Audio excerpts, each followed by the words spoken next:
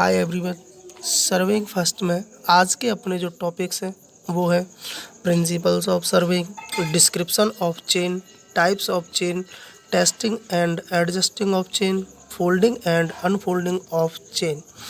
सबसे पहले हम बात करते हैं प्रिंसिपल्स ऑफ सर्विंग। तो प्रिंसिपल ऑफ सर्विंग का पहला अपना प्रिंसिपल है वो है work from whole to part, यानी कि इसमें हम जो करते हैं कि सबसे पहले जो भी हमारा सर्वे एरिया होता है उसको छोटे छोटे पार्ट्स में डिवाइड करते हैं, जिसके लिए हम कंट्रोल पॉइंट्स बनाते हैं और वह इस प्रकार बनाते हैं कि हमारा सारा का सारा एरिया कवर हो जाए। और हम ये कंट्रोल पॉइंट्स बहुत ही एक्यूरेसी के साथ लगाते हैं ताकि हमें सर्विंग करते टाइम पूरी तरह से एक्यूरेसी प्राप्त हो।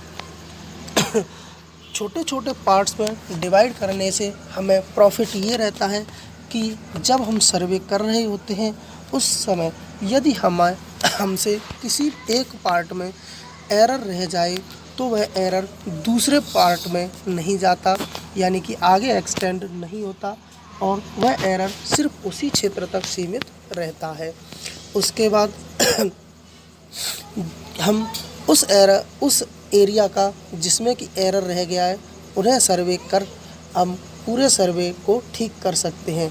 यदि हम छोटे छोटे पार्ट्स में डिवाइड ना करें और पूरे एरिया का सर्वे एक साथ करते हैं, उस कंडीशन में यह होगा कि यदि हमारा कहीं भी एरर आता है तो वह एरर पूरे एरिया में एक्सटेंड होगा, जिसकी वजह से हमें बाद में पूरे एरिया का पुनः सर्वे करना पड़ेगा, जिससे कि हमारे कॉस्ट और टाइम दोनों का ही नुकसान होगा।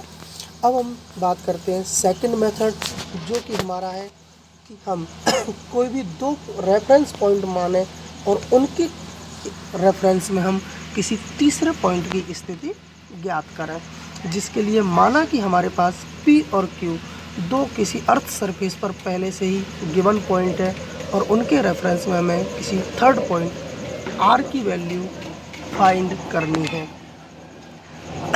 इसमें पहली सिचुएशन हम मानते हैं कि हमें PR तथा QR दोनों डिस्टेंस दे रखी हैं। उस सिचुएशन में हम स्विंगिंग की सहायता से यानी कि दोनों लेंथ्स को मेजर करेंगे और स्विंग करके आपस में इंटरसेक्ट कराएंगे और हमें पॉइंट R फाइंड हो जाएगा। इसी तरह यदि हम नेक्स्ट बात करते हैं जैसे कि हमें PQ की लेंथ में किसी भी एक बिंदु S से परपेंडिकुलर दे रखा हो तथा हमें QS व PS की लेंथ दे रखी हो, उस कंडीशन में हम सेट स्क्वायर की मदद से पॉइंट R फाइंड कर सकते हैं। इसी तरह नेक्स्ट हमारा यदि हमें किसी एक पॉइंट से एंगल तथा उसी पॉइंट से R तक की दूरी, यानी कि माना हमें एंगल Q तथा डिस्टेंस QR दे रखी हो तो ट्रिग्नोमेट्री की सहायता से हम बिंदु R फाइंड कर सकते हैं। इसी तरह यदि हमें दोनों ही रेफरेंस पॉइंट से एंगल दे रखा हो उस सिचुएशन में हम बिंदु R ट्रायंगल की सहायता से फाइंड कर सकते हैं। इसी तरह यदि हमें किसी एक बिंदु से एंगल व दूसरे बिंदु से डिस्टेंस, यानी कि माना एंगल Q व डिस्टेंस PR दे रखी हो, तब भी हम ट्रिग्नोमेट्री की सहायता से डिस्टेंस और बिंदु R फाइंड कर सकते हैं। तो ये दोनों थे हमारे प्रिंसिपल्स ऑफ सर्विंग। अब हम बात करते हैं डिस्क्रिप्शन ऑफ चेन का। तो चेन में हमारी 100 या 150 पीस होते हैं, यानी कि लिंक होते हैं और वो लिंक अपने माइल्ड स्टील के बने होते हैं तथा उस वायर की जो डायमीटर होती है वो 4 mm होती है। प्लस ये हमारे लिंक होते हैं, ये हमारे रिंग्स से जुड़े हुए होते हैं, जिसमें कुछ सर्कुलर व कुछ ओवल टाइप की रिंग्स जुड़ी हुई होती हैं तथा हमारे चेन के दोनों ही स्टार्टिंग पॉइंट्स पर हैंडल्स लगे होते हैं, जो कि हैंडल्स चेन को खींचने के लिए काम में आते हैं। और यह दोनों ही हैंडल के सेंटर में छोटी सी खांच होती है जिसे हम ग्रूव कहते हैं। जैसे कि और हमारे जो हैंडल्स होते हैं वो दोनों हैंडल्स चेन में कॉलर व आई बोल्ट की सहायता से लिंक्स से जुड़े होते हैं, यानी कि लिंक्स के पास में रिंग्स जो लगी हुई होती हैं उनसे जुड़े हुए होते हैं। प्लस दोनों ही लिंक्स को जोड़ने के लिए बीच में हमारी रिंग्स लगी हुई होती हैं। अब हम बात करते हैं कि इसे मेज़र करने के या इसे पढ़ने के लिए आसानी हो, इसके लिए माना कि हमारी चेन की लंबाई 10 मीटर है। उस सिचुएशन में हमारे दोनों ही हैंडल्स से 1-1 मीटर की दूरी पर, यानी कि अगर हम बात करें किसी एक हैंडल से तो 1 मीटर व 9 मीटर की दूरी पर एक टेली लगी होगी जिसमें कि एक नॉक होगी। इसी तरह यदि हम किसी एक हैंडल से बात करें तो 2 मीटर व 8 मीटर की दूरी पर टेल्स लगी होगी जिसमें 2 नॉक होंगी। इसी तरह 3 व 7 मीटर पर 3 नॉक वाली टेल्स लगी होगी। इसी तरह 4 व 6 मीटर पर 4 नॉक वाली टेल लगी होगी। वह चेन के सेंटर में हमारी गोल टेल लगी होगी जिस पर चेन की लंबाई टोटल का आधा लिखा हुआ होता है। इससे हमें चेन को पढ़ने में आसानी रहती है। अब हम बात करते हैं टाइप्स ऑफ चेन की। तो चेन हमारी 5 प्रकार की होती है, जिसमें हमारी फर्स्ट मीट्रिक चेन, फिर engineers chain, next Günter chain, next revenue chain व लास्ट स्टील बैंड चेन। सबसे पहले बात करते हैं हम मीट्रिक चेन की। तो मीट्रिक यानी डिस्क्रिप्शंस लगभग सारी चेन्स का सेम है। बाकी सबसे पहले यानी कि इनकी जो लेंथ है, तो मीट्रिक चेन की जो लंबाई होती है वो 20 मीटर होती है। वह इसके अंदर टोटल 100 लिंक्स होते हैं तथा एक लिंक की जो लंबाई होती है वो 200 mm होती है। इसी तरह हम बात करते हैं इंजीनियर्स चेन की। तो इंजीनियर्स चेन की टोटल जो लेंथ है वो 100 फीट होती है। वह इसमें टोटल 100 लिंक होते हैं। वह एक लिंक की लेंथ 1 फीट होती है। इसी तरह यदि हम बात करें गंटर्स चेन की, तो गंटर्स चेन की कुल लेंथ 66 फीट होती है तथा इसमें टोटल 100 लिंक होते हैं। वह एक लिंक की लंबाई 0.66 फीट होती है। इसी तरह हम बात करें रेवेन्यू चेन की, तो रेवेन्यू चेन की टोटल लेंथ 33 फीट होती है। वह इसमें टोटल 16 लिंक लगे होते हैं। वह एक लिंक की लंबाई 2/1/16 फीट होती है। अब हम बात करते हैं स्टील बैंड चेन की। स्टील बैंड चेन की लंबाई 20 अथवा 30 मीटर होती है तथा यह एक टेप की तरह होती है जो कि स्टील की बनी हुई होती है। इसमें दोनों तरफ हैंडल लगे होते हैं। वह इस पत्ती की जो विड्थ होती है वह 16 mm होती है।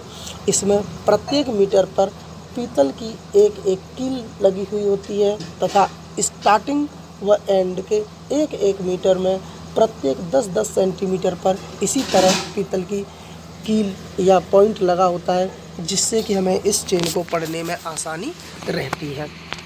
अब हम बात करते हैं testing and adjusting of chain की।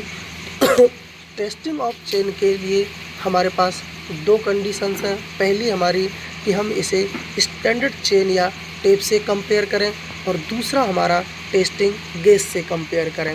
तो टेस्टिंग गेज जो हमारा होता है वो हम स्टैंडर्ड चेन से सर्वेइंग एरिया पर, जहाँ पर हम सर्वे कर रहे होते हैं, एक मार्किंग कर लेते हैं और उसको हम गेज बना लेते हैं, जिस पर कि सर्वे करते हुए हम रोज़ाना सर्वे करने से पहले अपनी चेन की लंबाई मेजर करते हैं। वह हम चेक करते हैं यदि हमारी चेन में कुछ एरर है, उस सिचुएशन में हमें चेन को एडजस्ट करने की आवश्यकता होती है। चेन को एडजस्ट करने के लिए यानी कि हमारी चेन में 2 तरह का एरर हो सकता है। पहला, यदि हमारी चेन की लंबाई ज़्यादा हो या हमारी चेन की लंबाई, दूसरी सिचुएशन यानी कि हमारी चेन की लंबाई कम हो। तो हम पहले बात करते हैं कि यदि हमारी चेन की लंबाई ज़्यादा हो, उस सिचुएशन में हमें क्या करना चाहिए। तो हमारी इस सिचुएशन में या तो हम कि जो हमारे जॉइंट्स हैं उनको हम क्लोज़ कर दें अगर कुछ खुले हुए हों तो, या हम जो बड़ी बड़ी रिंग्स हैं उनको हम रिप्लेस कर दें, या हमारी कुछ रिंग हैं उनको हम निकाल दें, या हम बड़ी रिंग्स निकाल कर छोटी रिंग्स उसमें डाल दें। अगर हमारी चेन की लंबाई कम होती है, उस सिचुएशन में हम जो हमारे मुड़े हुए लिंक्स हैं उनको खींचकर सीधे कर दें, या हम छोटी रिंग्स निकाल कर बड़ी रिंग्स प्रोवाइड करवा दें, अथवा हम कुछ एक्स्ट्रा रिंग्स बढ़ा दें। लेकिन हमें दोनों ही कार्य करते समय यह ध्यान रखना चाहिए कि हमारी चेन के सेंटर से दोनों तरफ की लंबाई हमेशा एक जैसी यानी कि समान रहे। अब हम बात करते हैं folding and unfolding of chain की। तो सबसे पहले हम अनफोल्डिंग ऑफ चेन की बात करते हैं। इसके लिए हम सबसे पहले उसे फीते से खोलेंगे व खोलने के बाद उसके दोनों हैंडल्स को बाएं हाथ में लेंगे व पूरी चेन हम राइट हैंड यानी कि दाएं हाथ में पकड़ेंगे। और अब हम चेन को जो दाएं हाथ में पकड़ रखी है, दाएं हाथ से आगे की तरफ ग्राउंड पर फेंक देंगे। और अब जो हमारे पास फॉलोअर खड़ा हुआ है वह स्टार्टिंग स्टेशन यानी कि फर्स्ट पॉइंट पर चेन का एक हैंडल लेके जाएगा और इस तरह चेन हमारी पूरी तरह आसानी से खुल जाएगी और चेन कहीं भी आपस में उलझेगी नहीं। अब हम बात करते हैं फोल्डिंग ऑफ चेन यानी कि चेन को बंद करने के लिए। तो चेन को बंद करने के लिए सबसे पहले हम दोनों हैंडल्स को पास लाएंगे व ग्राउंड यानी कि अपने ग्राउंड में खींचेंगे और इसके बाद हम सेंटर को पकड़कर खींच लेंगे। अब हम सेंटर से जो कि दोनों लिंकों का जोड़ा है उसको उठाएंगे व उठाते टाइम एक हाथ से दूसरे हाथ की तरफ अल्टरनेटिव में अपन इकट्ठे करते हुए इसको अपने हाथ में रखेंगे और पूरी चेन को फोल्ड कर लेंगे और इस तरह हमारी पूरी चेन जल्दी और आसानी से फोल्ड हो जाएगी।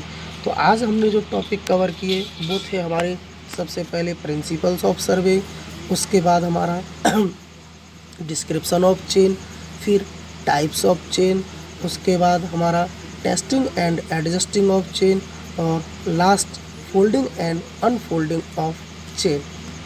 Thank you.